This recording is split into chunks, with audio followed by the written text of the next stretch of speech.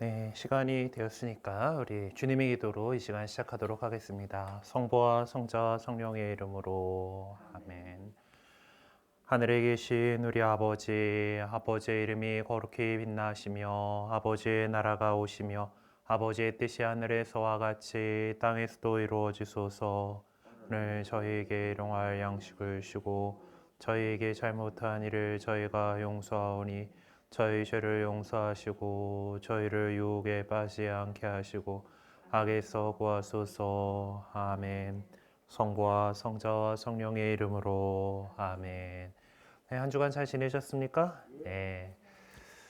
그래요. 어제가 스승의 날이었고 지난번에 또 뭐 이렇게 선물 주시고 해가지고 좀 기쁘게 생각합니다.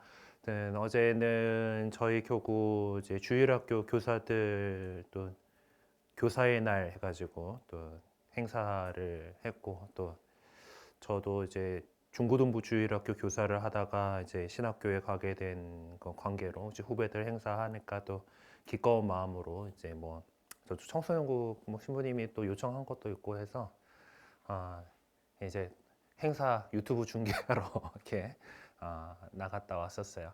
네, 그래도 오랜만에 이제 되게 그 동성고 대강당에서 이렇게 같이 모여서 이렇게 행사 진행했는데 또 많은 선생님들하고 이렇게 함께 하니까 또 옛날 추억도 또 돋고 그리고 또 함께 이렇게 축하할 일 때 보통 이제 근속교사 선생님들 이제 이렇게 시상을 하거든요. 그래서 저하고 이제 청년 때 같이 했던 동기 하나가 이제 결혼하고 나서 이제 본당 신부님의 부르심을 받고 다시 교사를 해서 이번에 그때 처녀 시절에 하던 거에다가 지금 하는 것까지 해서 10년 근속 받고 막 이런 또 아는 사람도 같이 있고 하니까 되게 기분이 좋았습니다.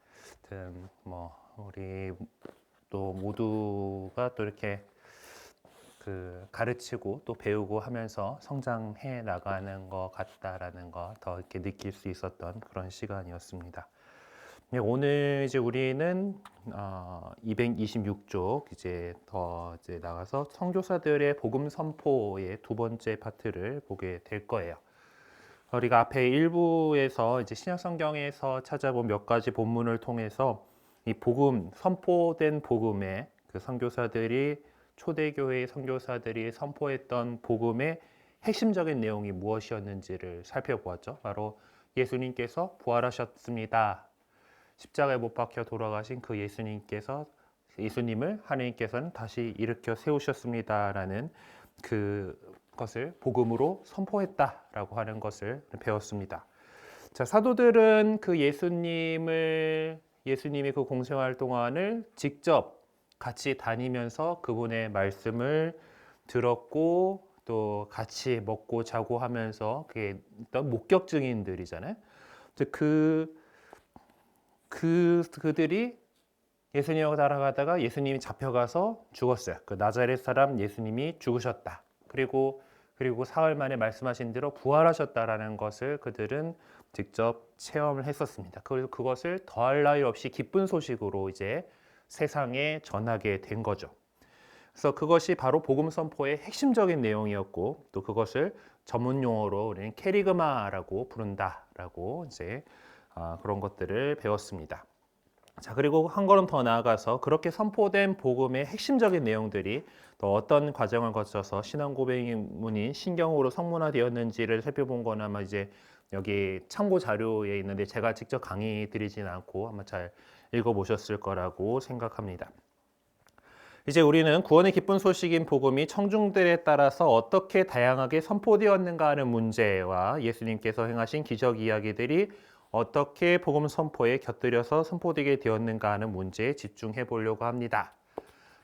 예수님께서 세상 끝날까지 너희와 함께 하겠다라고 하시면서 사도들로부터도 또한 기적들을 일어나셔서 그들의 말씀을 확증해 주셨다라고 성경은 기록하고 있죠. 오늘 복음 그 독서 말씀에서도 보면은 이제 바오로 사도가 가지고 이제 복음을 선포하고 있는데 거기에 보니까 이제 태어날 때부터 안진뱅이였던 사람이 있어서 두 발로 일어나 걸으시니까 벌떡 일어났어요. 그래갖고 뭐 그 그리스 사람들이니까 이따가 나오겠지만 청중들이 하느님을 다 잘 아는 사람들이 아니었기 때문에 막 어머 제우스 신께서 오셨어 하면서 이제 막 그 제우스 신전에 그 신관이 이제 황소와 막 화관들 갖고 와가지고 막 이제 제사를 바치려고 하니까 청중들한테 우리도 사람입니다 하는 그런 내용이 오늘 미사의 독서 말씀이었는데, 이제 뭐 그런 것처럼 사도들이 어떤 복음을 선포하는 데 있어서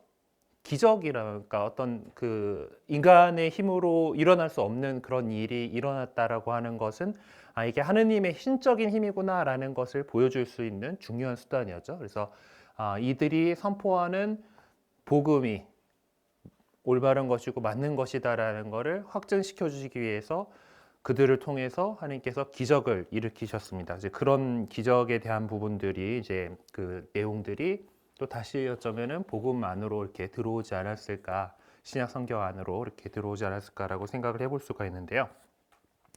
이제 그런 것들을 살펴보게 됐는데, 아마 오늘은 진도상 청중들에 대한 이야기를 주로 이제 하게 될 것 같습니다. 그래서 이제 그리스도교 복음 선포의 대상인 청중들에 대해서 살펴보자. 그러니까 사실 뭐 저도 그렇고 여러분도 그렇고 내 이야기를 듣는 대상이 누구이냐에 따라서 그 같은 이야기를 전한다 하더라도 그것이 달라지게 되죠. 아이들, 손주들 대상으로 얘기할 때 하고 또 어른을 대상으로 얘기할 때 하고 내가 이야기할 내용의 주제에 대해서 잘 아는 사람들, 나하고 동종 업계에 있는 사람들에 있는 사람들하고 이야기할 때 하고 또 그렇지 않은 문외한인 사람들하고 이야기할 때 하고 어떤 그 같은 주제를 이야기한다 하더라도 다른 방식으로 이야기하게 될 겁니다. 마찬가지로 그 당시의 복음 선포자들도 이 사람들, 내 이야기를 듣고 있는 사람들이 어떤 사람들이냐에 따라서 그 복음 선포의 내용이나 방법을 달리 했을 거라는 거예요. 네. 누가 그걸 들을 것인가.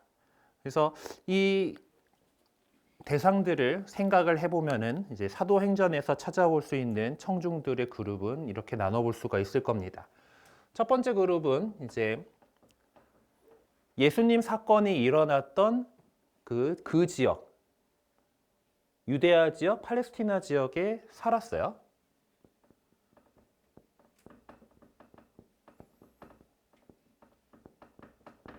그쪽에서 살았고, 그리고 일반적으로 그 다른 사람들이, 그 동네 사람들이 사용하던 언어인 아람어를 구사하는 이제 유다인들. 자, 이 사람들은 어떻게 했습니까? 하느님에 대해서 알죠. 구약 성경에 대해서 압니다. 그리고 전통적으로 안식일을 지키고 하는 그런 계명들에 충실하게, 나름대로 충실하게 살려고 노력들은 했어요. 예, 뭐 사정에 따라서 그러지 못한 사람들도 있었지만은 기본적으로 한 분이신 하느님에 대해서 알고, 그리고 그 전통, 뭐 파스카라든가 조상들의 전통에 대해서 알고 있어요. 그리고 일상 언어는 아람어가 되었긴 하지만은 그래도 종교 예식에 있어서는 그 히브리어를 들어보기는 했을 거고, 조금 더 교육을 받은 사람들은 히브리어를 읽을 수도 있었을 겁니다. 네, 성경을 봉독을 했었으니까. 그러니까 사도행전 3장에 이제 오순절 설교 같은 경우는 이런 그 유다인들, 오순절에 그렇게 예루살렘에 모여있던 이런 사람들을 대상으로 했던 것으로 볼 수 있어요. 물론 그때도 두 번째 청중들에 해당하는 사람들도 와 있었죠. 아주 열심히 한 사람들이어가지고 축제가 있을 때마다 그래도 예루살렘까지 먼 고장에서 온 사람들이 있었습니다. 자, 두 번째 그룹은 근데 이제 여기서는 조금 이제 다르죠. 이제 팔레스티나에 사는 게 아니라 이제 그 해외 교포인 거죠. 다른 곳에서. 그리고 유다인들이 그렇게 살아가는 곳을 보통 우리 디아스포라라고 했습니다. 디아스포라에 거주했고, 이들은 주 언어가 아람어가 아니라 그리스어였다라는 거죠. 네.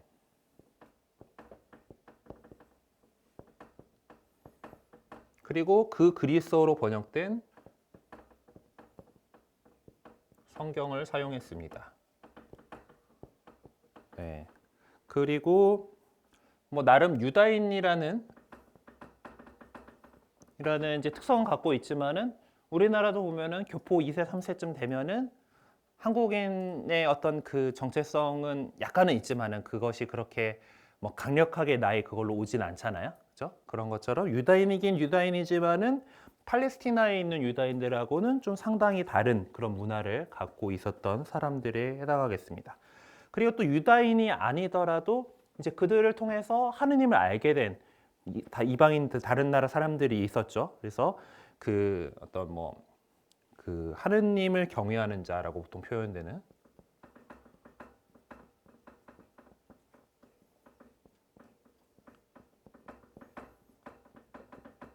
하느님 경외하는 자들이라고 하는 사람들, 그 개종자들도 요 그룹에 같이 속한다라고 볼 수가 있습니다. 자, 그리고 세 번째 그룹은 이제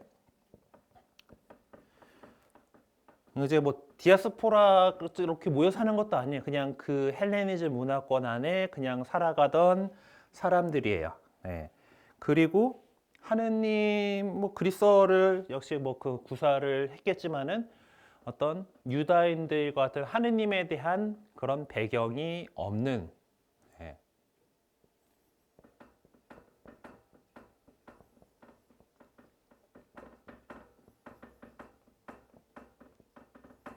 그냥 당대 그냥 헬레니즘 사회에서 살고 있던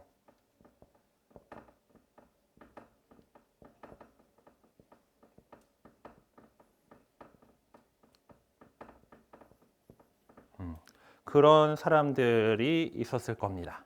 전혀 하느님에 대한 배경 지식은 없어요. 하지만은 뭐 나름 그리고 자신들이 그냥 믿고 있는 그냥 그런 다신교 문화의 그런 사람들이 있었을 거예요. 그들에게도 복음이 선포되었어요. 예. 그러면은 이런 상황들에 따라서 다른 그런 그 복음 선포가 있었을 것이고 그들 가운데에서 그리스도교 신자들이 이제 생겨나게 되었을 겁니다. 자, 뭐 베드로 사도 같은 경우는 첫 번째죠. 예, 갈릴리아에 거주했었고 팔레스티나지에 거주했던 거고 일상어도로 아람어를 구사했고 그래도 히브리어 정도 성경 읽을 수 있을 정도로 그래도 랍비들 그 나름 회당에서 교육들을 했을 것 같아요. 왜냐하면 지금 안티오키아의 그 성지순례를 안티오키아냐 거기가 그지 카파르나움의 성지순례를 가시면은 베드로의 집이다라고 하는 그 유적이 있는데 거기 위에 성당이 이렇게 지어져 있고 터가 꽤 큽니다. 잘 살았어요. 상당히 그러면은 교육도 잘 받지 않았을까라는 그런 생각이 들만도 하는 그런 상당히 큰 집터가 남아 있습니다. 그래서 그렇다면은 뭐 이제 안식일에 예수님께서 그거 뭐 그러셨던 것처럼 회당에 갔을 때 자기가 성경 봉독 정도 할 수 있었을 수도 있겠죠. 근데 어쨌든 그 이 첫 번째 그룹에 베드로는 속했을 거고 바울은 어때요? 타르수스 출신이라고 얘기를 하죠. 자기가 이제 그런 것처럼 뭐 물론 이제 그는 어렸을 때 예루살렘으로 유학을 와서 가말리엘이라고 하는 아주 훌륭한 랍비 밑에서 율법을 공부를 했었고 그렇기 때문에 거의 그 1번에 해당하는 그런 사람들이나 마찬가지긴 했겠지만은 기본적으로 디아스포라 출신이란 말이에요. 그래서 뭐 어떤 이 그룹의 두 번째 그룹에 속할 수 있는 그런 사람이었을 것 같습니다. 그리고 그 뭐 니콜라우스나 뭐 이제 그 또 코르넬리우스 같은 경우도 하느님을 그래도 경외하는 자에 속하는 그런 사람이었죠. 그리고 아리오파고스 법정의 판사였던 사도행전 17장에 나오는 디오니시오 같은 경우는 이런 그 하느님에 대한 그런 그것 어떤 배경들은 없는 사람이라고 할 수 있죠. 세 번째 그룹에 속한 사람이라고 할 수 있습니다. 그러니까 복음을 선포하는 사람들이 이 사람 내가 듣고 있는 청중이 어떤 부류에 속했는지를 전혀 고려하지 않고서 이야기를 할 수가 없죠. 네. 그러면은 효과적으로 복음을 선포할 수가 없기 때문입니다. 그러니까 누가 내 얘기를 듣고 있지? 여기에 지금 있는 사람들이 어떤 사람들인가에 대한 것을 파악하고 거기에 맞춰서 하는 것은 어떤 이야기를 하는 사람의 그냥 기본인 거잖아요. 그렇죠? 그래서 청중들이 과연 선포된 복음을 알아들을 수 있느냐? 그것을 제일 신경을 썼을 것이기 때문에 그래서 그 복음을 왜 선포하겠어요? 알아듣지도 못하는 선포하는 게 아니고 그것을 알아듣고서 회개하고 하느님을 예수 그리스도를 믿으라고 복음을 선포하는 것일 거 아닙니까? 그러면은 그들이 알아들을 수 있도록 전해야 되는 겁니다. 만약 복음을 선포하는 사람이 자신이 첫 번째 그룹이나 두 번째 사람들 그룹에 그 복음을 선포해야 된다라고 하면은 하느님에 대해서 알고 있죠. 그러니까 우리가 지금 앞서 배웠던 것처럼 그렇게 십자가에 돌아가신 예수님을 하느님께서 다시 일으켜 세우셨습니다라고 얘기하면 이 사람들은 알아들어요. 그렇죠? 그 하느님이 누군지 아니까. 그런데 세 번째 그룹에 되는 그런 사람들에게 이제 한다라면은 그 전에 하느님이 누구신가? 온 세상을 창조하시고 주관하시는 이 유일하신 한 분이신 그 하느님에 대해서부터 이야기를 풀어나가야 될 겁니다. 네. 그리고 그 하느님께서 예수 그리스도를 이 세상에 보내셔서 우리를 구원하셨다. 그렇게 이야기가 전개되어 나가야 되죠. 네. 그래서 이제 요 두 그룹에 대해서는 성경 말씀을 토대로 해가지고 이야기를 전개해 나갈 수 있어요. 예언자들이 이렇게 설명을 했었는데 그것이 예수 그리스도에게서 성취되었다라고 얘기를 하고, 물론 또 우리 그 그리스도교에 반대하는 사람들은 그런 그 성경을 가지고서 또 이제 이렇게 이야기를 전개해 나갔겠죠. 예, 반발을 했을 겁니다. 하지만은 여기 이제 세 번째 그룹에 있는 사람들한테는 성경 이야기를 시작하면 안 돼요. 그래서 오늘 그 독서 말씀에서도 나왔습니다만은 바오로가 얘기하는 것들 잘 보면은 어떤 여러분들이 아직 몰랐지만 제대로 알지 못했지만 그렇다고 하느님께서 여러분들한테 당신을 드러내지 않으신 것이 아닙니다라고 하면서 이 세상의 어떤 그 계절 질서 이런 것들을 가지고 얘기를 해요.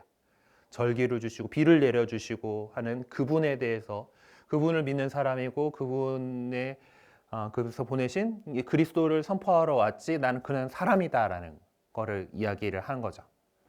당신들이 믿고 있는 제우스 신이니 헤르메스니 그런 신화의 그 존재들이 아니다라고 하는 것을 강조하면서 그렇게 얘기해요. 사람들이 보편적으로 알고 있는 그런 것들을 통해서 그거를 주관하시는 분이 하느님이시다라고 이야기를 합니다.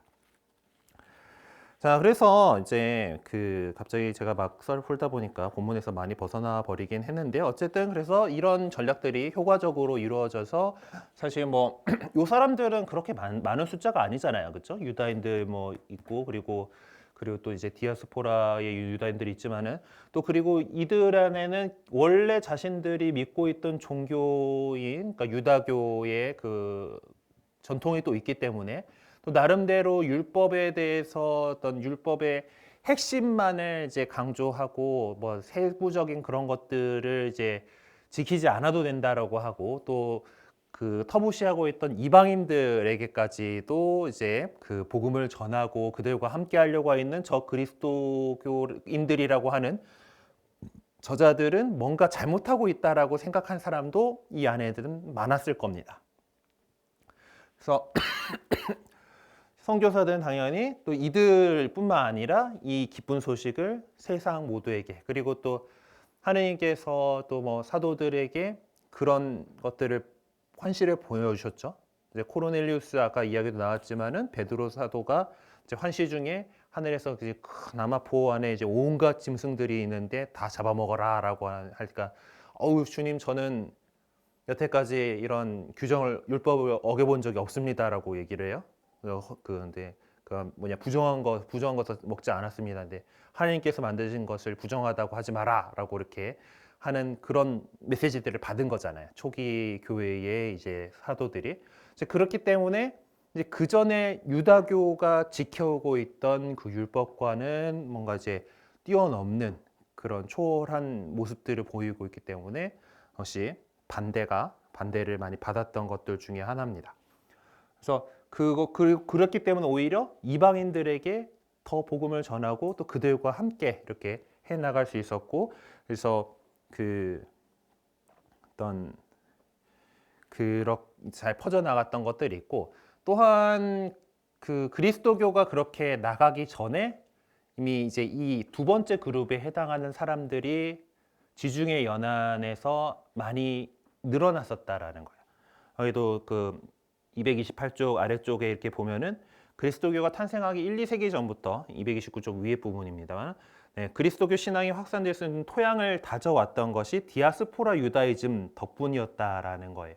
이미 하느님을 아는 사람, 한 분이 유일하신 하느님에 대해서 믿음을 갖고 있었던 디아스포라 유다인들을 통해서 이 믿음에 대해서 하느님을 알게 되고 경외하는 사람들이 생겨났었다라는 것. 그것이 또한 우리 그 그리스도교 선교사들이 이렇게 세상으로 나아가지고 복음 선포를 하는 데에 그 토양이 되었었다라는 것을 또 잊어서는 안 될 것입니다. 그래서 이 유다교 선교사들이 이방인들에게 유일하신 하느님에 대한 믿음을 가질 수 있도록 그들의 마음을 열게 해주었고, 그들이 우상으로부터 돌아설 수 있도록 해줬고, 성경 말씀을 깨달을 수 있도록 해줬던 것이야. 그래서 그 유다인 유다교 선교사들이 했었던 그 모습들을 또한 이제 그 그리스도교 선교사들도 그대로 취하고 있는 모습을 찾아볼 수가 있는데, 그것이 사도행전 17장 22절에서 31절의 본문에서 살펴보게 될 것입니다. 자, 그리고 또 중요한 내용이라고 이제 적었는데, 하느님을 경외하던 사람들, 그러니까 그리스도교가 하느님을 선포하기 전에 유다인들이 하느님을 선포했었고, 사람들의 그 이방인들에게 이제 그 하느님을 믿는 사람들이 이렇게 생겨나게 됐는데, 그들 가운데에서도 하느님에 대해서 하느님이 있는 줄 알겠고 믿기는 하는데, 그렇다고 해서 유다인들처럼 할례를 받고 율법을 철저하게 준수하고까지는 아닌 사람들이 있었던 것으로 보입니다. 그리고 그들은 유다인들 그렇게 해서 그러니까 할례를 안 받았으면 계약의 백성이 아니다라고 유다인들은 생각을 했던 거죠. 그러니까 베드로 사도나 바오로 사도의 그 왜 뭐 이런 나중에 또 나오긴 하겠지만은 그 이제 할례 받지 않는 자들과 식사를 하다니 뭐 이제 이런 이제 할례 받지 않은 사람들하고 잘 지내다가 예루살렘에서 온 사람들이 왔다 그러니까 저 베드로 저 자식이 이제 또 쏙 이렇게 빠져나갔다라면서 바오로가 막 붕괴해가지고 막 이렇게 그런 모습들이 신약 성경에 나오잖아요. 그런 것처럼 그 유다교 공동체들은 하느님에 대해서 믿겠어 하지만 나는 할례까지는 못 받겠고 그 율법을 철저하게 지키지는 못하겠어라는 사람들을 그들의 모임에 이제 데리고 오지는 않았어요. 유다인들은 그거 할례하고 율법 준수가 되게 중요했으니까. 근데 그리스도교는 이제 그런 사람들도 이제 그 할례를 받았든 받지 않았던 그리스도교의 임무는 뭡니까? 세례를 받고 이제 성령을 받은 사람들은 그냥 같은 식탁에 같은 성사 안에 함께 해야 한다라는 것이 이제 그 입장이었고, 그렇기 때문에 더 많은 사람들이 그리스도교로 투신할 수 있었던 것이다라고 볼 수가 있습니다. 자, 그리고 이제 아마 이거는 다음 주에 보게 될 부분인데 개요니까 봅시다. 치유들과 또 선교사들의 복음 선포인데, 초대교회 공동체는 복음을 위해 일하는 사람들이 행한 기적들과 그들이 행한 복음 선포가 밀접한 상관관계가 있다라고 그렇게 여겨왔습니다. 특별히 사도행전 3장, 4장, 5장 그리고 14장의 8절에서 18절을 읽으면서 그 기적 이야기들과 선교사들의 담화문이 어떻게 연결되고 있는지를 살펴보면은 그걸 확인해 볼 수가 있을 것입니다. 복음을 선포하는 사람들이 기쁜 소식을 전하기 위해서 가끔은 자기 자신이나 자기 동료들 중에 하나가 행한 기적을 마치 복음의 근거인 양 제시하곤 했었습니다. 네, 그들은 유다인 청중들을 모아놓고 이야기하면서 그러한 기적들이 바로 예언자들이 예고했던 마지막 때가 가까이 왔음을 모든 알려주는 것이다라고, 또 그것이 예수님의 죽음과 부활에서 기인한 것이다라고 특별히 강조하곤 했었어요.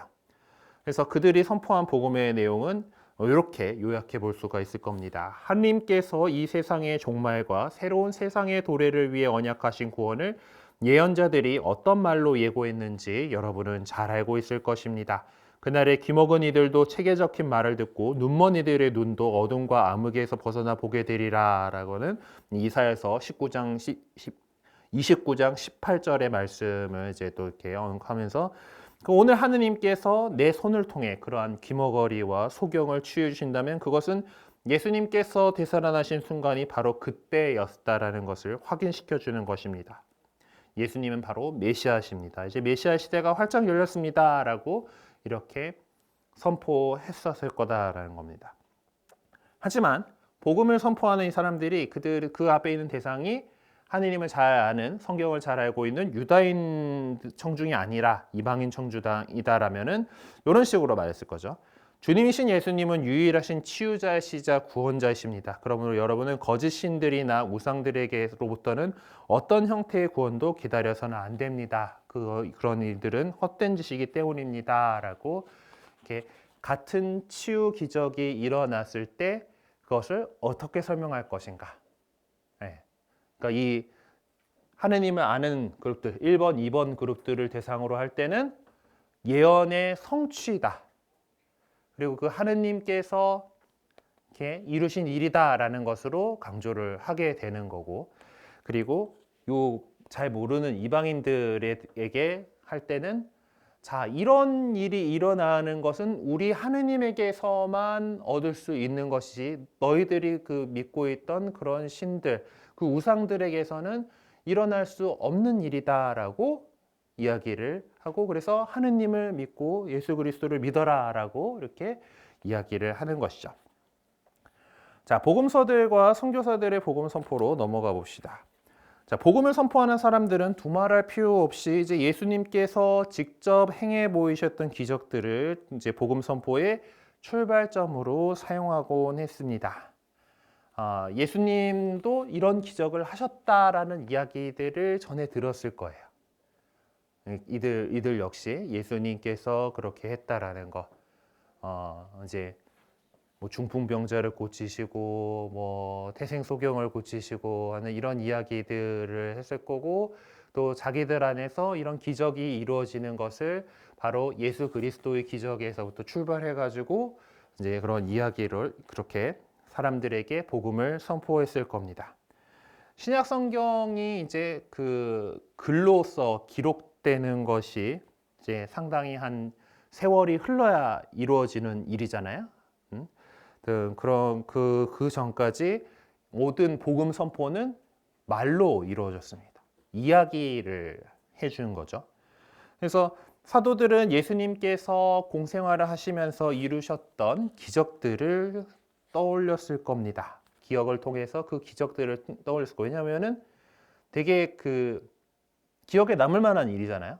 임팩트가 확실하게 있는, 우화라고 할 수 있는 그런 일들을 곁에서 경험을 했던 겁니다. 그럼 예수님에 대해서 기억을 떠올렸을 때 그런 기억들이 더 잘 떠오르겠죠. 우리도 예전에 어떤 사건들 가운데서 되게 뭔가 그 기억에 먼저 떠오르는 그런 일들이 있잖아요. 그거는 좀 평범한 일들보다는 뭔가 특별한 일들이 옛날 기억에서 더 잘 떠오르는 거하고 마찬가지일 겁니다. 그래서 예수님께서 이루셨던, 하느님께서 당신의 아드님이셨던 아드님이신 예수님 안에서 이루신 그 놀라운 업적들이 그들이 선포하는 복음 선포에서 근거로서 활용된 거죠. 네. 그렇다고 해가지고 복음 선포자들이 예수님의 그 지난날 이루셨던 그 놀라운 기적들을 어떤 호기심이나 어떤 놀라움의 대상으로 삼았던 것은 아닙니다. 그리고 그들은 나자렛 예수님께서 지난날에 보여주셨던 기적이라고 하는 그 황홀하고도 놀라운 사건에만 관심을 가졌던 것은 더더욱 아니었어요. 그들은 복음 선포의 근거로 삼기 위한 목적에서 기적에 관한 이야기를 이제 그 기억 속에서 들추어내서 말했을 뿐입니다. 그래서 복음 선포자들이 기적 이야기를 통해서 강조하고자 했던 것은 지금 부활하신 바로 그 예수님이야말로 당신을 믿고 또 구원 공동체에 들어온 사람들이 위해서 지난날 보여주셨던 것 같은 유사한 그 구원 행위를 언제든지 되풀이하실 수 있음을 그 청중들에게 보여주는 것이었죠. 그리고 복음 선포자들이 널리 퍼뜨리기 시작한 이러한 기적 이야기들은 훗날에 이제 복음서를 편집한 사람들에 의해서 내 복음서를 만들어내는 그 원천 자료로서 이렇게 남게 됩니다. 이처럼 예수님께서 하신 활동, 업적 이런 내용들이 복음 선포의 구성 요소로 자리매김되었다라면은 예수님께서 행하셨던 일련의 말씀들은 또 어떤 과정을 거쳐서 이 복음 선포의 내용 안에 삽입되었을까를 생각해 봅시다. 복음을 선포하던 사람들은 예수님 안에서 모든 것이 완성되었고 구원의 시대가 열렸음을 믿고 또 그렇게 선포하던 사람들이었기 때문에 유다인들이 갖고 있었던 안식일이나 성전 그런 제도에 대해서 매우 비판적인 태도를 취하고 있었습니다. 그러나 복음이 선포되는 당시에는 그리스도인들이 소수였죠. 지금이야 그리스도인들이 훨씬 더 많습니다만은 그 당시에는 그리스도교는 유다교의 한 분파 정도의 그 작은 쪽이었어요. 오히려 소수였죠. 하지만은 이제 그런 상황 속에서 이 유다교 다수의 유다인들이나 그 유다인들이나 그들이 중시하는 것들에 대해서 부정적으로 비판하는 태도를 취했던 그리스도교 신자들은 이제 특별히 그 복음을 선포하던 사람들은 유다인들의 강력한 견제나 도전을 받을 수밖에 없었습니다.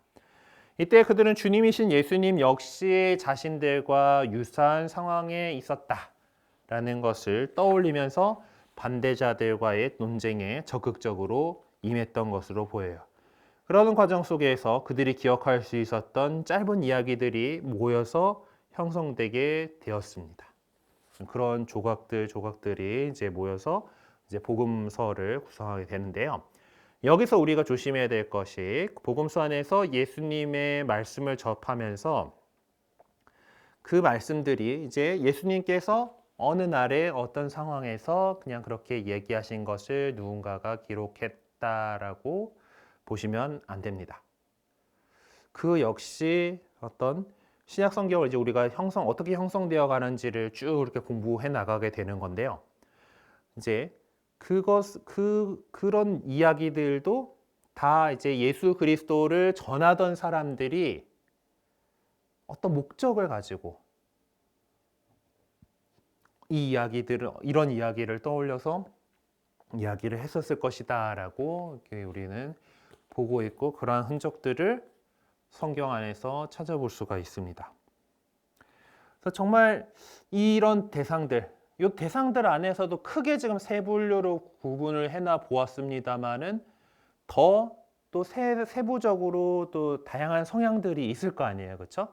그러니까 뭐 만약에 이 첫 번째 그룹에 속하는 사람들 가운데에서도 예수님에 대해서 호의적으로 생각하고 했었고 또 그리고 그들의 복음에 대해서 잘 받아들이는 사람들이 있었는가 하면은 또 자신의 조상들의 전통을 더 지켜야 된다라고 하는 입장에서 반대하는 입장에 서서 그 더 안 좋은 그런 그 시선을 가지고서 바라보던 사람들도 있었을 거예요. 그러니까 그런 것들에 대해서 그런 상황들에서 이 복음을 선포하던 사람들 역시 뭐 하느님께서 뭐 은총으로 이끌어 주셨을 것입니다만은 나름대로 고심하고 고심해서 이럴 때의 이런 이야기, 예수님하고 겪었던 이 이야기를 토대로 해가지고 복음을 선포했을 거란 말이에요. 그래서 그런 흔적들이 다시 이제 예수님의 말씀 속에 녹아 들어가게 됩니다. 네. 우리는 또 신약 성경 안에서 그런 흔적들을 찾아볼 수가 있고 앞으로도 이렇게 그것들을 찾아볼 거예요. 그렇기 때문에 이제 똑같은 예수님의 말씀을 전하는데 예수님께서 이 세상에 오셔가지고 제자들하고 데리고 다니면서 하셨던 일은 사실 하나일 거예요, 그렇죠? 그 옆에서 누가 다 뭐 지금의 기술처럼 뭐 카메라맨들이 따라다니고 녹음기로 녹음하고 막 이러면서 기록을 했다라고 하면은 똑같았을 겁니다. 똑같은 하나의 기록만이 있었을 거예요. 분명 한 행동이 있었을 텐데 그것을 옆에서 바라봤던 사람들 그리고 또 그것을 이야기를 전해준 사람들이 또 그 이야기할 대상들이 달랐던 거죠. 풀어나가는 방식이 달랐었던 거고 그렇기 때문에 우리는 우리가 갖고 있는 4개 복음서 그리고 또한 그 성경 안에 들어오지 않은 또 나름 복음서라고 하는 문학 양식을 가지고 있는 다른 여러 작품들이 다양한 시선에서 예수님의 이야기를 하고 있다라는 것을 알 수가 있습니다. 네. 더 서로 처해져 있는 상황이 달랐기 때문에 다른 방식으로 전해줄 수밖에 없었을 거고 어떤 그런 흔적들을 우리가 한 번씩 찾아 나가 보도록 하겠습니다. 그래서 이제 233쪽에 이제 질문, 이제 개괄적 연구가 나오는데요. 이 사도행전에 나오는 이런 그 사람들에게 복음을 선포하는, 그러니까 선교하는 그런 담화문들을 이렇게 모아놨습니다.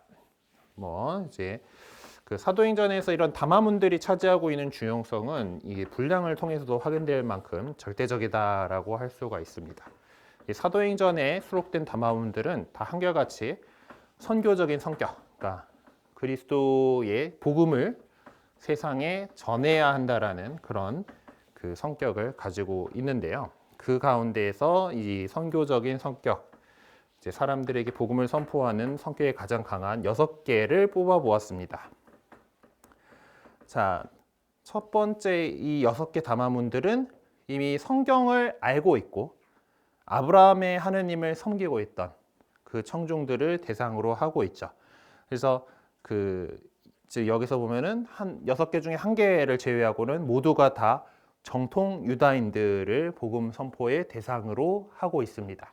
성경 잘 알고 히브리어로 된 성경도 어느 정도 읽을 줄 알고 그런 이야기도 많이 듣고 했습니다. 자, 한번 봅시다. 첫 번째 나와 있는 것은 사도행전 2장 14절에서 39절에 있는 본문이죠. 그때 베드로가 11 사도와 함께 일어나 목소리를 높여 그들에게 말하였다.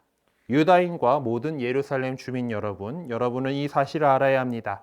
내 말을 귀담아 들으시오.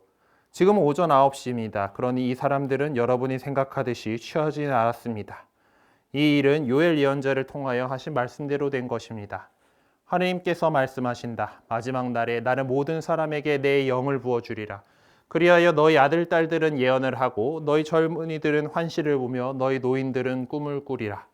그날에 나의 남종들과 나의 여종들에게도 내 영을 부어주리니 그들도 예언을 하리라.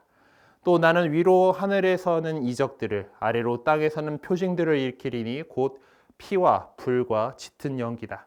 그 크고 찬란한 주님의 날이 오기 전에는 해는 어둠으로 달은 피로 바뀌리라. 그때에 주님의 이름을 받들어 부르는 이는 모두 구원을 받으리라. 이스라엘인 여러분, 이 말을 들으십시오. 여러분도 알다시피 나자렛 사람 예수님은 하느님께서 여러 기적과 이적과 표징으로 여러분에게 확인해 주신 분이십니다. 하느님께서 그분을 통하여 여러분 가운데에서 그것들을 일으키셨습니다. 하느님께서 미리 정하신 계획과 예지에 따라 여러분에게 넘겨주신 그분을 여러분은 무법자들의 손을 빌려 십자가에 못 박아 죽였습니다. 그러나 하느님께서는 그분을 죽음의 고통에서 풀어 다시 살리셨습니다.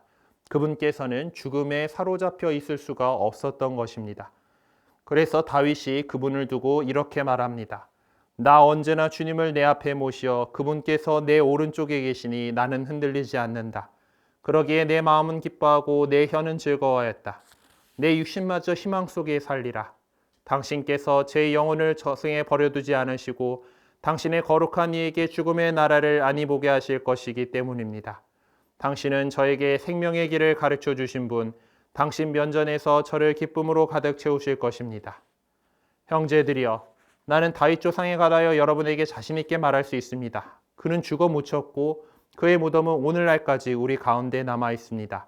그는 예언자였고 또 자기 몸의 소생 가운데에서 한 사람을 자기 왕좌에 앉혀주시겠다고 하느님께서 맹세하신 사실을 알고 있었습니다. 그래서 그리스도의 부활을 예견하며 그분은 저승에 버려지지 않으시고 그분의 육신은 죽음의 나라를 보지 않았다라고 말하였습니다. 이 예수님을 하느님께서 다시 살리셨고 우리는 모두 그 증인입니다. 하느님의 오른쪽으로 들어 올려지신 그분께서는 약속된 성령을 아버지께서 받으신 다음 여러분이 지금 보고 듣는 것처럼 그 성령을 부어주셨습니다. 다윗은 하늘에 올라가지 못하였지만 그 자신이 이렇게 말합니다. 주님께서 내 주님께 말씀하셨다. 내 오른쪽에 앉아라. 내가 너의 원수들을 내 발판으로 삼을 때까지. 그러므로 이스라엘 온 집안은 분명히 알아두십시오.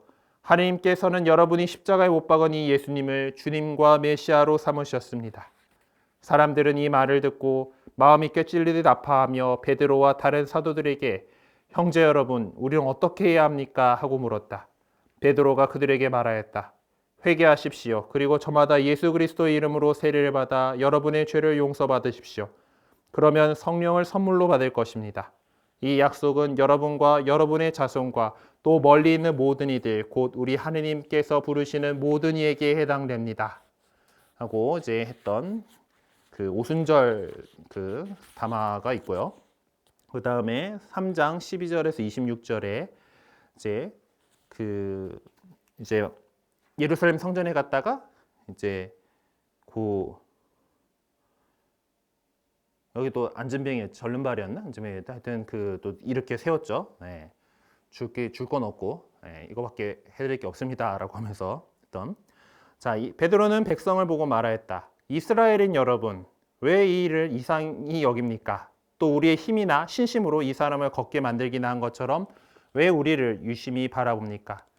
여러분은 예수님을 빌라도에게 넘기고 그분을 놓아주기로 결정한 빌라도 앞에서 그분을 배척하였습니다. 그러나 아브라함의 하느님과 이삭의 하느님과 야곱의 하느님, 곧 우리 조상들의 하느님께서는 당신의 종 예수님을 영광스럽게 하셨습니다. 여러분은 거룩하고 의로운 분을 배척하고 살인자를 풀어달라고 청한 것입니다. 여러분은 생명의 영도자를 죽였습니다. 그러나 하느님께서는 죽은 이들 가운데에서 그분을 다시 일으키셨고 우리는 그 증인입니다. 이 예수님의 이름에 대한 믿음 때문에 바로 그분의 이름이 여러분을 지금 보고 또 아는 이 사람을 튼튼하게 하였습니다. 그분에게서 오는 믿음이 여러분 모두 앞에서 이 사람을 완전히 낫게 해주었습니다. 이제 형제 여러분, 난 여러분도 여러분의 지도자들과 마찬가지로 무지한 탓으로 그렇게 하였음을 압니다. 하느님께서는 모든 예언자의 입을 통하여 당신의 메시아께서 고난을 겪으시리라고 예고하신 것을 그렇게 이루셨습니다. 그러므로 회개하고 하느님께 돌아와 여러분의 죄가 지워지게 하십시오. 그러면 다시 생기를 찾을 때가 주님에게서 올 것이며 주님께서는 여러분을 위하여 정하신 메시아, 곧 예수님을 보내주실 것입니다. 물론 이 예수님께서는 하느님께서 예로부터 당신의 거룩한 예언자들의 입을 통해서 말씀하신 대로 만물이 복원될 때까지 하늘에 계셔야 합니다. 모세는 이렇게 말했습니다. 주 너희 하느님께서는 너희 동족 가운데에서 나와 같은 예언자를 일으켜 주실 것이니 너희는 그가 하는 말은 무엇이든지 다 들어야 한다. 누구든지 그 예언자의 말을 듣지 않는 자는 백성에게서 잘려나갈 것이다. 그리고 사무엘을 비롯하여 그 뒤를 이어 말씀을 전한 모든 예언자들도 지금의 이때를 예고하였습니다. 여러분은 그 예언자들의 자손이고 하느님께서 아브라함에게 세상의 모든 종족들이 너희 후손을 통하여 복을 받을 것이다 하시며 여러분의 조상들과 맺어주신 계약의 자손입니다. 하느님께서는 당신의 종을 일으키시고 먼저 여러분에게 보내시어 여러분 하나하나를 악에서 돌아서도록 하여 여러분에게 복을 내리게 하셨습니다. 여기 역시 이제 이스라엘 사람들을 대상으로 하고 있는 이제 나와 있습니다. 사도행전 4장 10절에서 12절에도 역시 이런 말씀이 있죠. 여러분 모두와 온 이스라엘 백성은 이것을 알아두어야 합니다.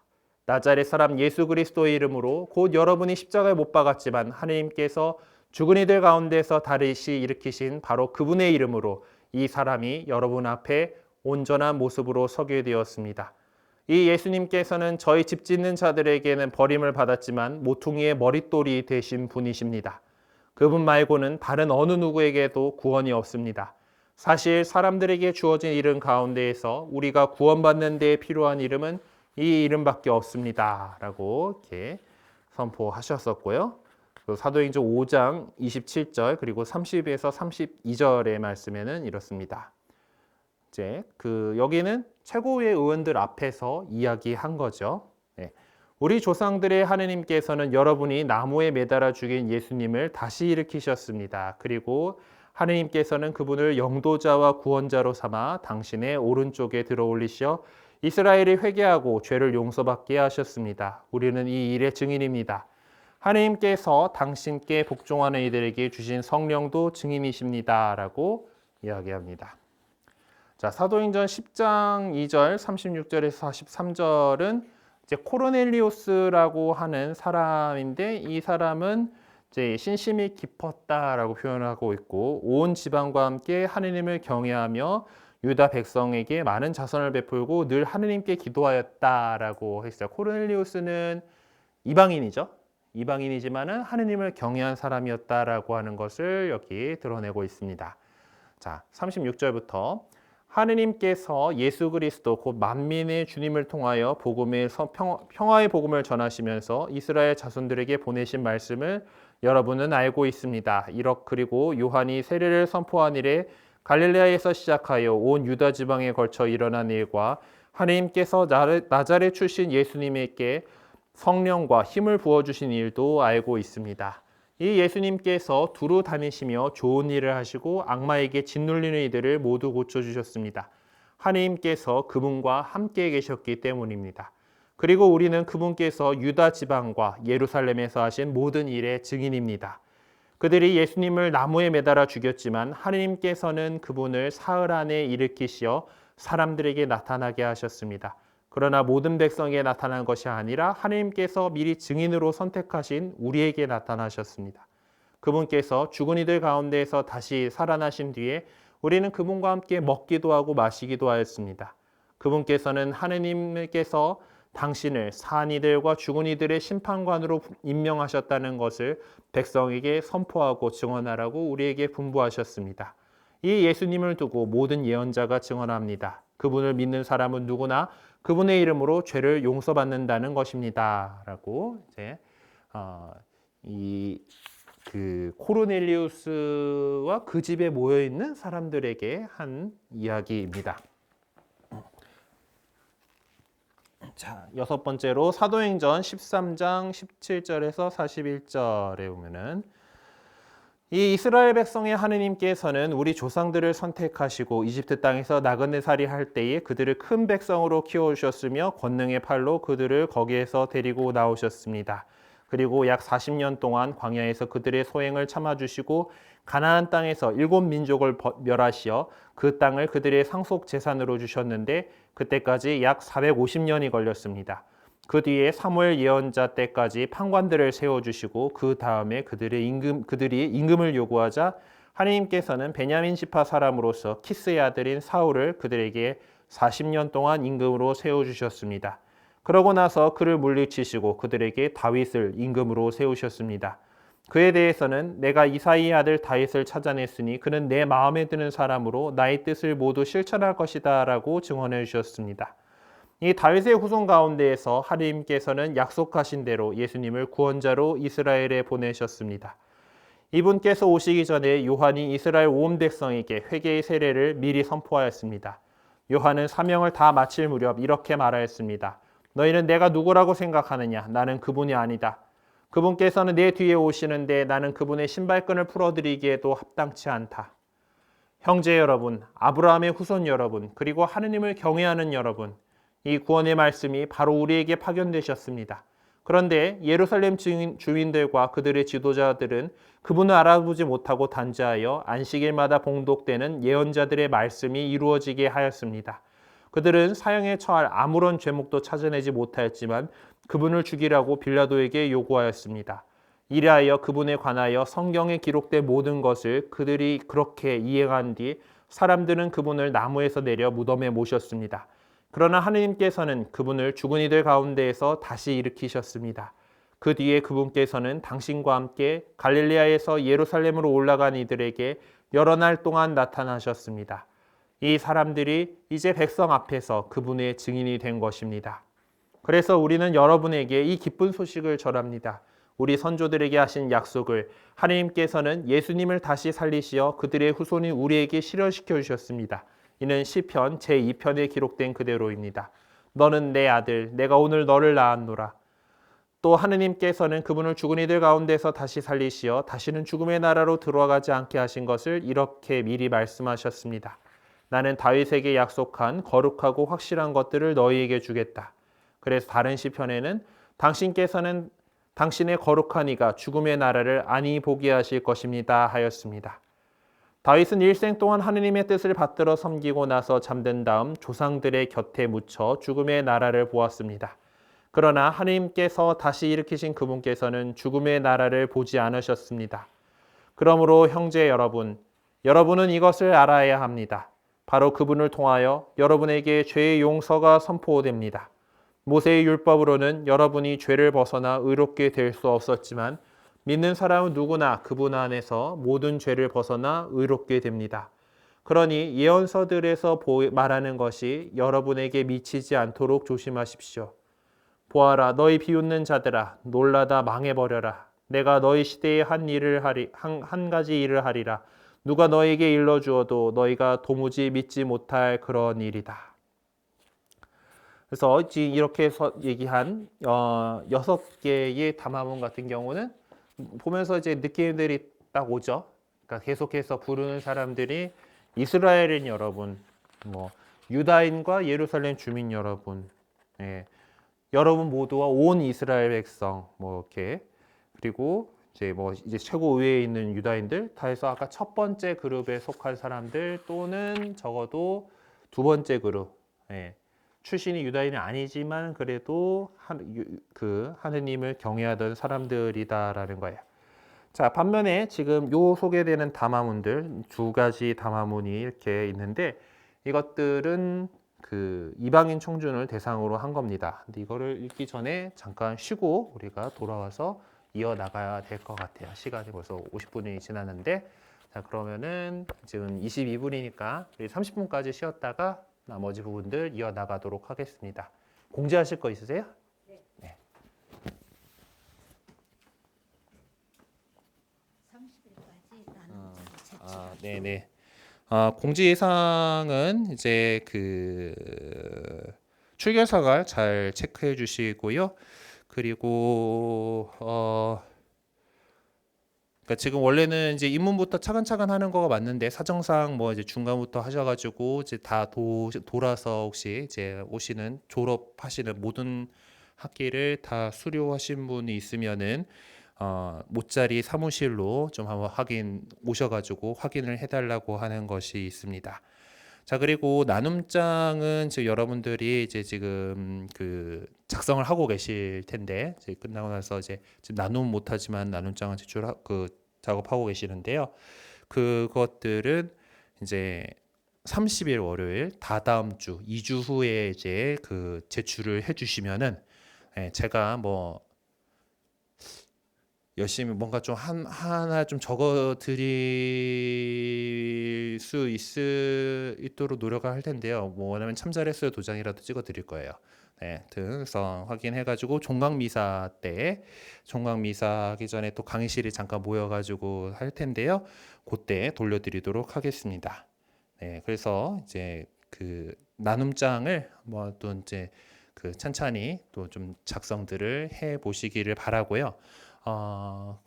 아까 시작하기 전에 어떤 분이 질문하셔서 그랬는 것 같은데 이제 나중에 이제 봉사자로 활동하실 생각이 드신다면은 드신다 뭐 어쩔지 모르겠지만은 어쨌든 잘 이거 좀 챙겨가지고 작성 잘 하시고 제가 이제 사인도 나눔장을 잘 챙겨 두셔야 되기 때문에 끝났다고 막 책 버리지 마시고 나눔장도 잘 챙겨 두셔야 돼요.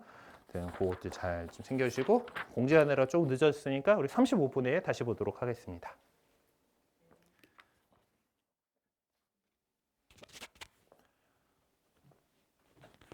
네, 이어서 가보도록 합시다. 이제 아까 읽었던 그러니까 6 담화문은 이제 유다인들을 대상으로 한 그런데 반대로 이제 순수한 이방인들을 대상으로 이야기한 내용들, 사도행전 14장 15절에서 17절, 오늘 독서 말씀이네요. 여러분 왜 이런 짓을 하십니까? 우리도 여러분과 똑같은 사람들입니다. 우리는 다만 여러분에게 복음을 전할 따름입니다. 여러분이 이런 헛된 것들을 버리고 하늘과 땅과 바다와 그 안에 있는 모든 것을 만드신 살아계신 하느님께로 돌아서게 하려는 것입니다. 지난 날에는 하느님께서 다른 모든 민족들이 제 길을 가도록 내버려 두셨습니다. 그러면서도 좋은 일을 해주셨으니 당신 자신을 드러내 보이지 않으신 것이 아닙니다. 곧 하늘에서 비와 열매 맺는 절기를 내려주시고 여러분을 양식으로 또 여러분의 마음을 기쁨으로 채워주셨습니다라고 이야기를 합니다. 또 사도행전 17장 22절에 31절에 나오는 아테네에서 연설하는 것을 보면은 바울은 아레오파고스 한가운데에 서서 말하였다. 아테네 시민 여러분, 내가 보기에 여러분은 모든 면에서 대단한 종교심을 가지고 있습니다. 내가 돌아다니며 여러분들의 예배소들을 살펴보다가 알지 못하는 신에게라고 새겨진 제단도 보았습니다. 여러분이 알지도 못하고 숭배하는 그 대상을 내가 여러분에게 선포하려고 합니다. 세상과 그 안에 있는 모든 것을 만드신 하느님은 하늘과 땅의 주인으로서 사람의 손으로 지은 신전에는 살지 않으십니다. 또 무엇이 부족하기라도 한 것처럼 사람들의 손으로 섬김을 받지도 않으십니다. 하느님은 오히려 모든 이에게 생명과 숨과 모든 것을 주시는 분이십니다. 그분께서는 한 사람에게서 온 인류를 만드시어 온 땅 위에 살게 하시고 일정한 절기와 거주지의 경계를 정하셨습니다. 이는 사람들이 하느님을 찾게 하려는 것입니다. 더듬거리다가 그분을 찾아낼 수도 있습니다. 사실 그분께서는 우리 각자에게서 멀리 떨어져 계시지 않습니다. 여러분의 시인 가운데 몇 사람이 우리도 그분의 자녀다 하고 말하였듯이 우리는 그분 안에서 살고 움직이며 존재합니다. 이처럼 우리는 하느님의 자녀이므로 인간의 예술과 상상으로 빚어 만든 금상이나 은상이나 석상을 신과 같다고 여겨서는 안 됩니다. 하느님께서 무지의 시대에는 그냥 보아 넘겨주셨지만 이제는 어디에 있든 모두 회개해야 한다고 사람들에게 명령하십니다. 그분께서 당신이 정하신 한 사람을 통하여 세상을 의롭게 심판하신 날을 지정하셨기 때문입니다. 그리고 그분을 죽은 이들 가운데서 다시 살리시어 그것을 모든 사람에게 증명해 주셨습니다. 라는 이야기 두 가지 본문을 볼 수가 있습니다. 자, 복음 선포의 궁극적인 목적은 예수님께서 우리를 구원하시기 위해서 당신 자신을 제물로 바치셨고 모든 일을 구원하시고자 하시는 아버지 하느님의 뜻을 끝까지 따르심으로써 우리의 주님과 메시아가 되셨음을 고백하게 하고 그분의 삶에 동참하게 하는 데 있습니다. 네, 우리도 그렇게 살아가라고 그리스도인으로서 살아가라고 하는 거죠. 자, 복음의 핵심적인 내용은 그래서 예수 그리스도입니다. 문제는 청중들에게 그러한 복음을 어떻게 이해시키고 참여하게 할 것이냐라는 거죠. 그래서 결과적으로 복음을 듣게 될 청중들이 누구인지를 알지 못하고서는 복음 선포가 제대로 이루어질 수 없을 뿐더러 그 목적, 예수 그리스도를 알아서 예수 그리스도의 삶을 우리도 살아가게 한다라는 것을 이룰 수가 없습니다. 사도행전이 모든 시대 그리스도교 신자들에게 하나의 표본처럼 받아들여질 수밖에 없는 이유가 바로 거기에 있습니다. 우리가 사도행전에서 발췌해서 인용한 6개의 담화문들을 8개 아니야? 8개겠지? 아니 앞에 6개고 뒤에 2개니까 등 상세히 주시해 보면서 복음을 선포하기 위해서 청중들이 누구인지를 얼마나 중요하게 생각하고 있는지를 알 수가 있습니다. 복음의 핵심은 예수 그리스도이지만 청중에 따라서 예수님을 주님이시오 그리스도로 선포하는 방식이 달라질 수밖에 없었음을 사도행전은 잘 보여주고 있죠. 자, 그래서 이것들을 좀 다시 보면서 청중이 누구인지를 구체적으로 한번 찾아봅시다. 나름 또 친절하게 굵은 글씨로 써놨어요. 그렇죠? 자, 첫 번째로 돌아가가지고 2장 14절에서 39절에 보면은 자, 유다인들과 모든 예루살렘 주민 여러분이라고 청중을 부르죠. 유다인과 인들과 예루살렘 모든 병원에 모든 주민 여러분.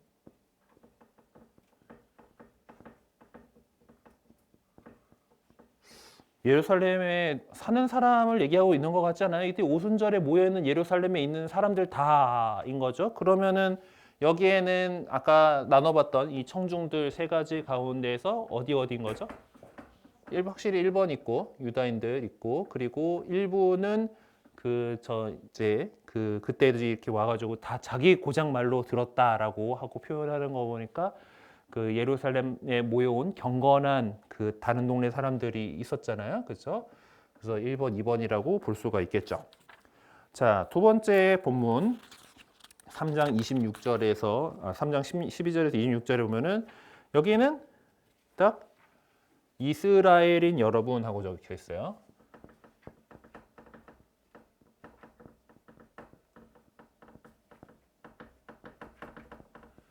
요거는 일단 그냥 1번으로 봐야 되겠죠, 여기는.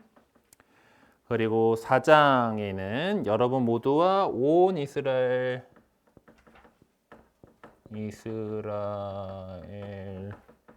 백성 은 이것을 알아둬야 합니다라고 얘기하면서 이것도 역시 1번을 대상으로 하고 있다는 것을 볼 수가 있습니다. 자, 그리고 사도행전 5장에 나오는 이 것을 보면은 이 30절에서 32절의 말씀인데 27절에 이제 그 내용이 어떤 사람이다라는 것을 이제 보았죠. 이제 그러니까 그러면 최고 의회에 참석하고 있는 의원들이겠죠. 이들은 찐 1번입니다. 그렇죠? 네. 예루살렘에 있는 사내들인에 소속되어 있는 사람들이라면은 진짜 찐찐 그 1번 팔레스티나에 살고 있고 히브리어 성경에 능통하시고 아주 공부 잘했을 거고 충분히 여유 있는 사람들이었으니까 그리고 유다인이라는 정체성, 유다교라고 하는 그 정체성이 완벽한 사람이죠. 물론 사두가이냐 바리사이냐로 이제 어떤 두 파벌로 그 갈라져 있고 유다교 안에서도 이제 뭐 이제 영적인 존재를 믿느냐 없느냐 현실적이냐 어쩔 그런 걸로 좀 갈라져 있긴 하지만은 1번에 해당하는 확실하게 1번에 해당하는 사람들이라는 것을 알 수가 있습니다. 자, 그리고 10장이 이제 신심이 깊은 코르넬리우스는 온 지방과 함께 하고 하는 이제 그래서 이게 코르넬리우스의 집에 모인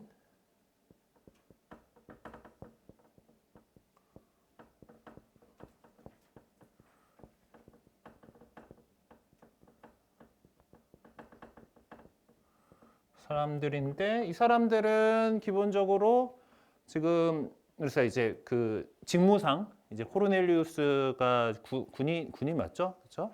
그래서 백인 대장이었나? 네, 백인 대장이죠. 하여튼 그렇게 해서 로마군이에요. 그러니까 이 팔레스티나의 출신은 아니지만 팔레스티나에 지금 주둔하고 있고 그리고 그러면서 이제 유다인들을 보고 하나님에 대해서 경외를 하게 된, 그러니까 두 번째 그 개종자에 해당하는 그런 사람들이죠.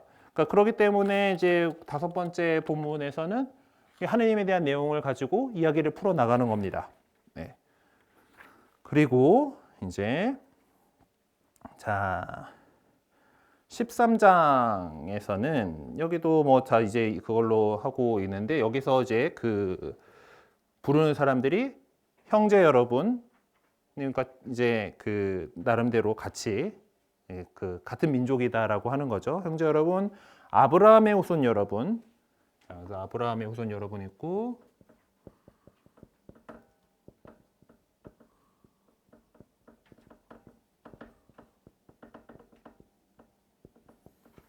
그리고 하느님을 경외하는 여러분.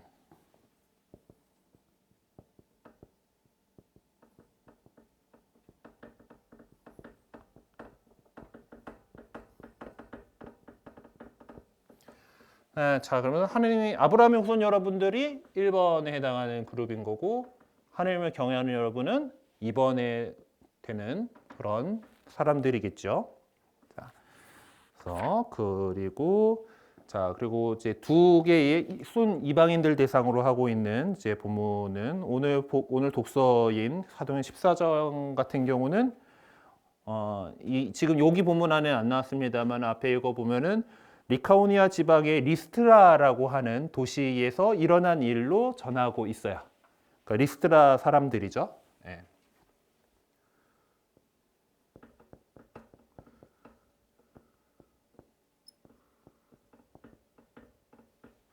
그리고 이 사람들은 지금 뭐 나오고 있는 내용으로나 뭐를 보나 그냥 하느님에 대해서 제대로 알지 못하는 사람들입니다. 3번에 해당하는 사람들인 거고 그리고 17장에는 딱 나오죠.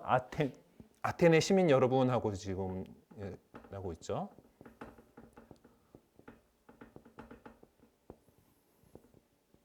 여기도 마찬가지로 하느님에 대해서 모르는 사람들에 대해서 이야기를 하고 있는 본문이라고 볼 수가 있겠습니다. 자, 근데 이 본문 중에서 그 어느 것도 현재 우리가 읽고 있는 것과 똑같은 형태로 선포되었을 것이라고 순진하게 믿는 사람은 아무도 없을 것입니다. 누가 옆에서 기록한 거 아니거든요. 그러니까 이제 이런 본문들이 이런 식으로 설명을 했었다라고 하는 것들을 이제 듣고 옆에 있던 사람들이 이야기를 해줬었고, 이제 이런 식으로 어떤 지역에서는 이런 논리로 펴갔었고, 이제 이런 이스라엘 사람들한테는 이런 식으로 논리를 펴갔었다라고 하는 것을 갖다가 나중에 사도행전을 기록한 루카가 이렇게 만들어 넣었을 거다라고 우리 책은 이야기를 하는 거예요. 네. 그러니까 이제 지금 이 담화문들 중에서 가장 긴 담화문이라고 해도 3분이면 다 읽을 수 있는데 그 많은 사람들을 모아놓고 연설을 꼬작 3분 하지는 않았을 거다라고 생각해 볼 수가 있죠. 다른 여러 가지 내용들을 하면서 이야기를 전개해 나갔을 건데 기록된 거는 이 정도밖에 없으니까 핵심적인 것들만 기록했을 것이다라고 생각해 볼 수가 있겠죠. 자, 그렇다고 해서 이것이 이제 이 복음 선포를 하러 갈 사람들이 나는 이렇게 이야기해야지 하고 이제 수첩에다가 이제 요약문을 적어놓고 가서 한 거는 더더욱 아닐 거란 말이에요. 그 당시에는 우리가 갖고 있는 종이가 없었습니다. 그 시절에는 종이가 없었고 양피지 두루마리를 썼고 이제 그나마 책이라고 하는 제본 형태가 갓 나오기 시작했을 때 종이가 아직 수입되지 않았습니다. 수입됐다 하더라도 아니면 파피루스 같은 이집트 지역에서 식물의 섬유질로 만든 종이 대용품이 있기는 했지만은 그렇게 대중적으로 쓰일 수 있을 만큼 발전하지도 않았어요. 지금이야 이제 제지 기술이 발전을 했기 때문에 우리가 되게 쉽게 종이를 쓸 수 있고, 심지어 부드럽게 만들어 가지고 이제 그 뒤를 처리하는 데 사용하기까지 하잖아요. 종이를 가지고서. 그런 세상에 살고 있지만은 조금만 옛날로 거슬러 올라가면은 여러분들이 어렸을 때는 이제 퍼세식 화장실에서 신문지를 유비해 가지고 이렇게 신문이라도 그렇게 이제 올 수 있었고 그거를 애껴서라도 이렇게 해결을 했잖아요. 더 전에 그런 거 없었을 시절이란 말이에요. 이때는 종이 그런 거 없어요. 그러면은 이렇게 이렇게 써가지고 원고를 보면서 했겠어요? 아니죠. 다 그냥 머릿속에 그냥 있는 거를 얘기를 하는 겁니다. 그래서 이런 본문들이 그런 초안 이런 거가 아니에요. 그러니까 편지를 적어서 보내려 그래도 그것도 되게 귀한 거예요. 돈이 드는 작업인 거고. 그래서 언제나 이제 그러니까 이렇게 메모지를 해가지고 할 만큼 그러지는 않았을 것 같아요. 자, 그렇다고 해도 이제 본문 안에서는 선포되어야 될 내용들이 본질적인 내용들은 잘 담겨 있습니다. 더 이상 덧붙일 것도 없을 만큼 모두 다 담겨 있어요. 그렇다고 해서 여기 소개된 담화문들이 사도행전 저자에 의해서 축소 편집된 담화문은 또 아니었을 것 같아요. 그러니까 그렇지만은 이제 사도행전이 이제 편집하게 된 루카가 이 작업을 했을 당시에는 이제 더 이상 사용되지 않았던 그 예수님의 호칭들이 좀 종종 등장하는 것이 예전에 어떤 그 자료들, 그러니까 누군가 또 이제 기록해서 남겨준 그런 것들을 이제 이제 사용을 했을 것으로 이제 보는 겁니다. 하지만은 그 루카 역시 이제 유다인 청중을 대상으로 한 것, 이방인 청중을 대상으로 한 복음 선포의 그 양식이 결코 동일할 수 없다라는 것을 잘 알고 있었고 그것들을 각각의 상황에서 이렇게 바오로 사도의 말로 베드로 사도의 말로 이렇게 녹여낸 것이라고 보는 거죠.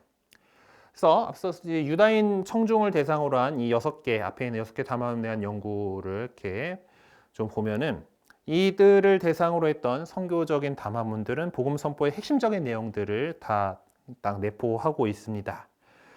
자, 그것을 보면은 그리스도 예수님 안에서 성취된 하느님의 구원 의지가 어떤 것이었고 또 나아가 구원 역사가 어떤 단계를 거쳐서 완성되었는지를 알아볼 수가 있을 것입니다.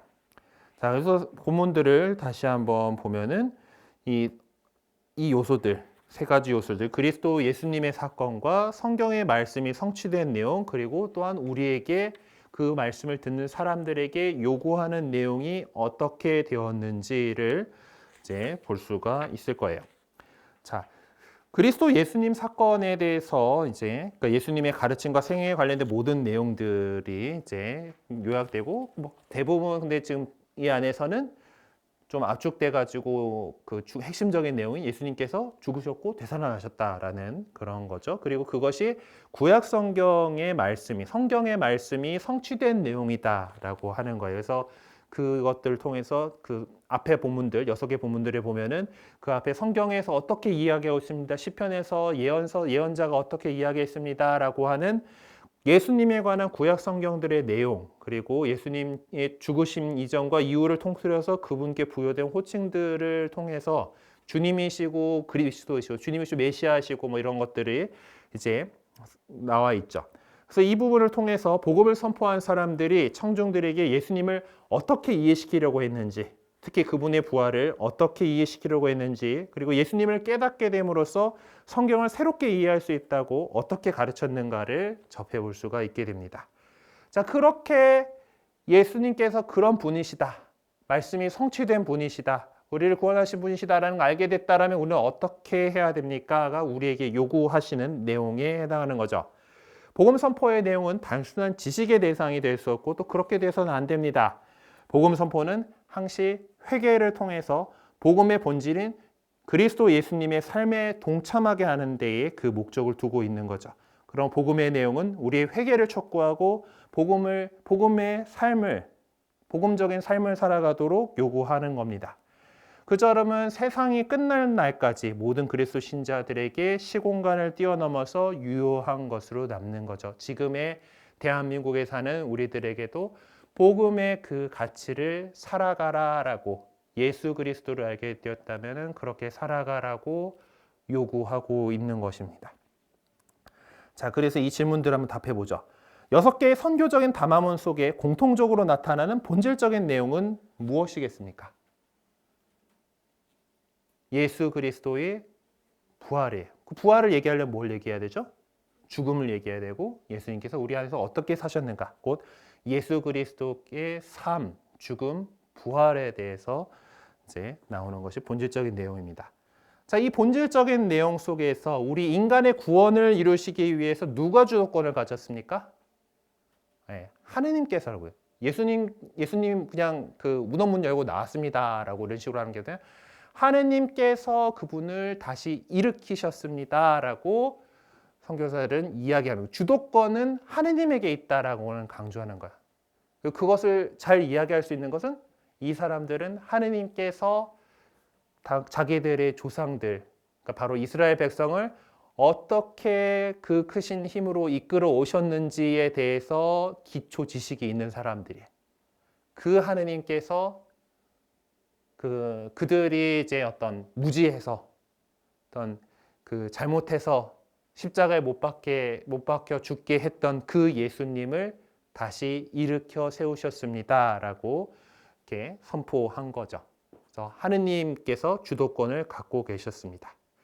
그래서 그 구원의 완성, 하느님께서 원하셨던 구원하시고자 하는 그 구원의 완성이라고 한 실체는 예수님의 어떤 사건을 통해서 확정되었는가?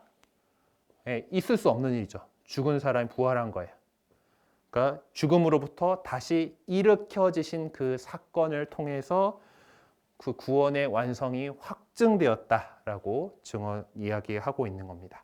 예수님께서 죽음으로부터 다시 일으켜지신 사건을 통해서 확증된 거죠. 6개의 담화문들은 초대교회 공동체가 끊임없이 관심의 대상으로 삼고 있었던 것이 무엇이었는지를 명료하게 밝혀줍니다. 초대교회 공동체의 궁극적 관심은 예수님 사건 안에서 하느님의 개입을 인지하는 데 있었습니다. 즉 하느님께서는 당신의 아드님 안에서 당신의 능력을 드러내 보이시고 당신의 구원 의지를 구체적으로 실현하셨다는 것을 모든 이가 깨달을 수 있도록 하는 것이 초대교회가 갖고 있던 최대의 관심사였습니다. 이 담화문들을 주의 있게 읽혀보면 가장 강조한 부분이 하느님의 주도권이다라는, 그것은 바로 초대교회의 관심사를 그대로 드러낸 것이라고 할 수가 있어요. 이 담화문들은 하느님의 주도권에 대한 것을 다음과 같은 형태로 표명을 했는데, 즉 하느님께서 예수님을 다시 일으켜 세우셨다라고 하는 표현이 이들 안에서 10번 등장하고 있습니다. 또 하느님께서는 예수님께서 나타나게 하셨고, 예수님께서는 당신이 하느님께로부터 받으신 성령을 부어주셨습니다. 또한 더 짧은 형태로는 이렇게 표현되었죠. 하느님께서는 당신께 복종하는 이들에게 성령을 주셨다라고 하고, 그리고 예수님께서 공생활을 하실 때 하느님께서는 그분께 성령과 힘을 부어주셨다. 그리고 예수님의 순환은 하느님의 계획 속에 있었던 것이었다라고 하는 내용들로 표현이 됩니다. 결론적으로 말하자면 예수님 사건을 설명하기 위해서 인용된 구약 성경의 내용들과 다양한 표현들은 바로 하느님의 주도권을 두드러지게 부각시키기 위한 목적이었었다라고 이렇게 할 수가 있겠습니다. 네, 그러면은 오늘 우리 진도를 가야지 하고 생각했던 것까지 다 잘 왔고요. 혹시 또 내용 중에 요거 좀 궁금하신 거 있는 부분 있으실까요? 혹시? 네. 네.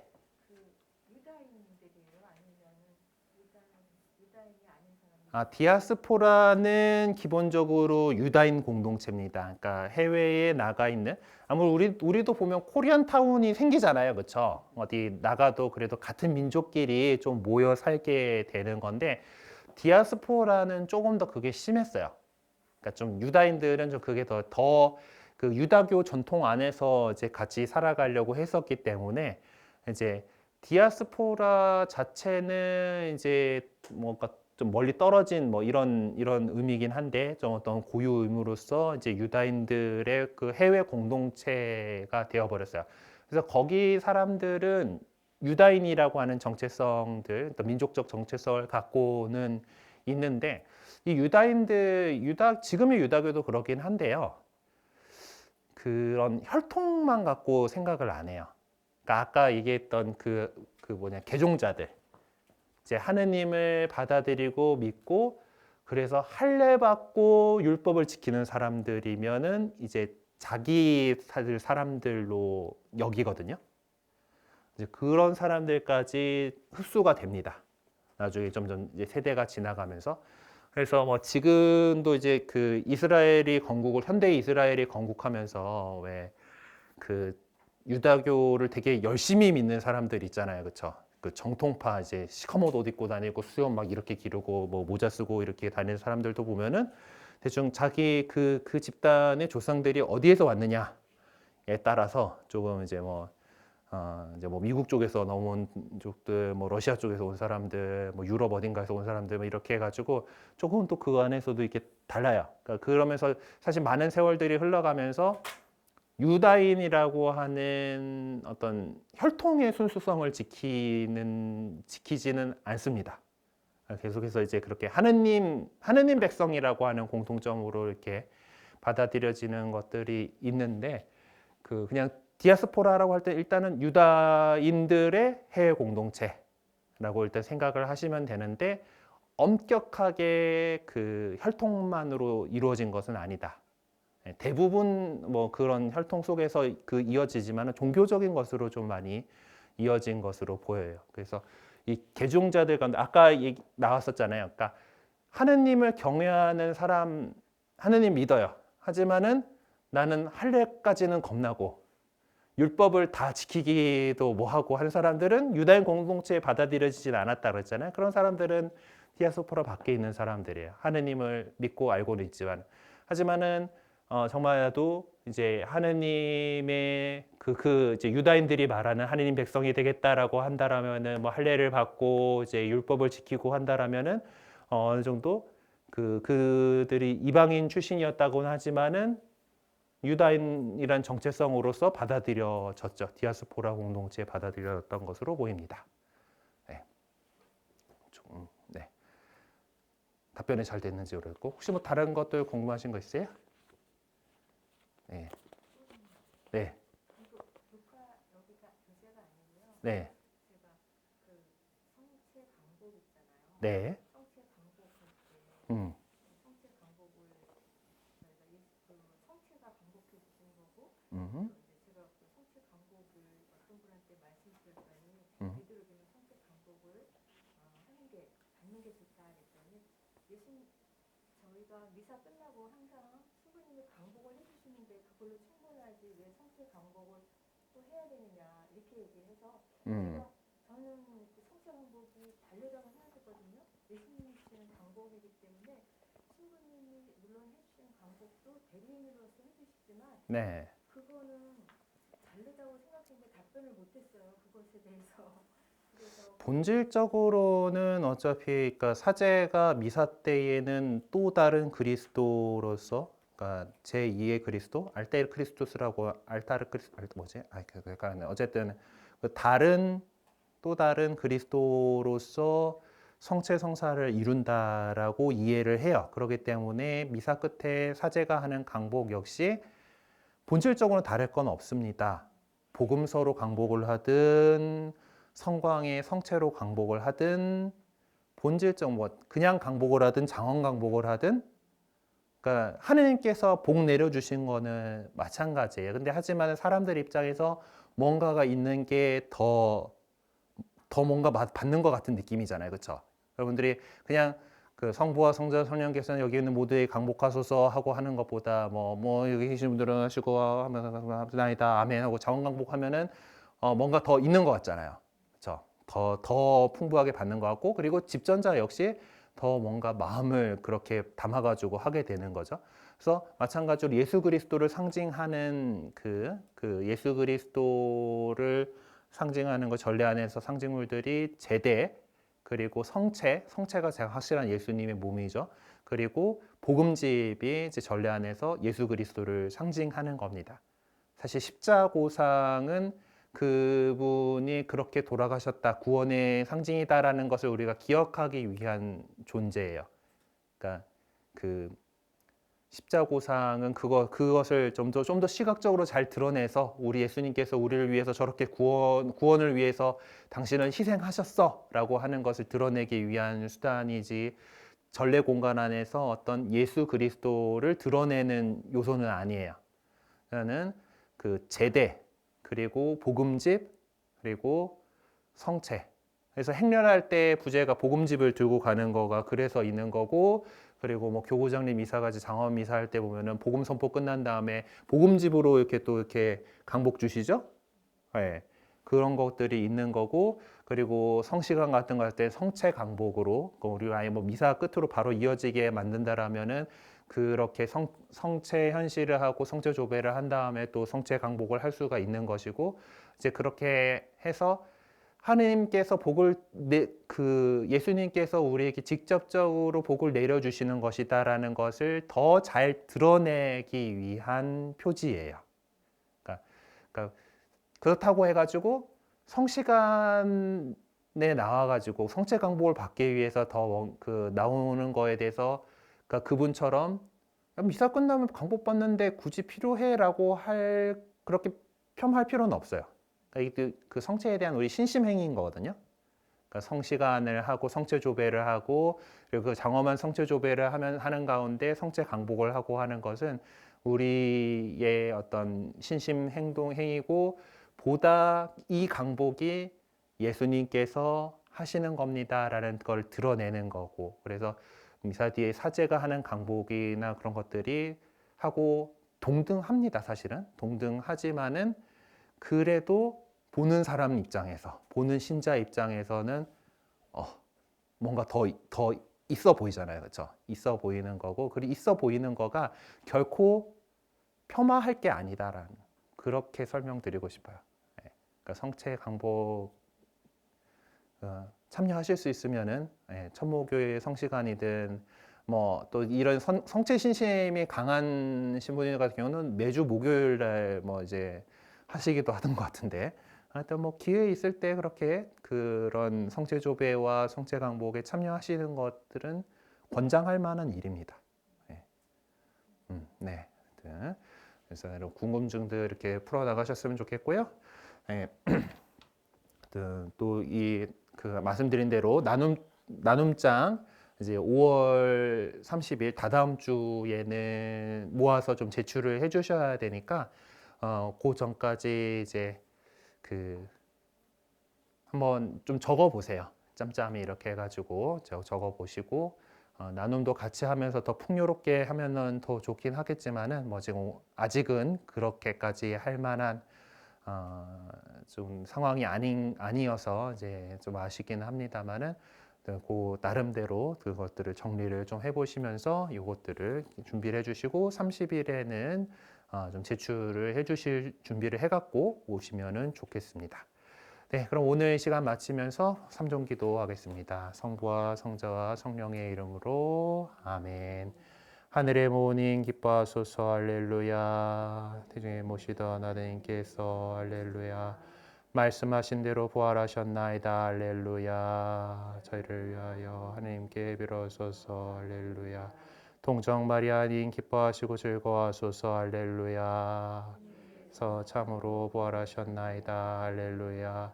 기도합시다. 하느님 성자 우리 주 예수 그리스도의 부활로 곧 세상을 기쁘게 하셨으니 성자의 영혼이 동정 마리아의 도움으로 영생의 즐거움을 얻게 하소서. 우리 주 그리스도를 통하여 비나이다.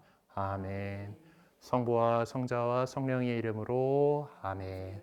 네, 수고하셨습니다.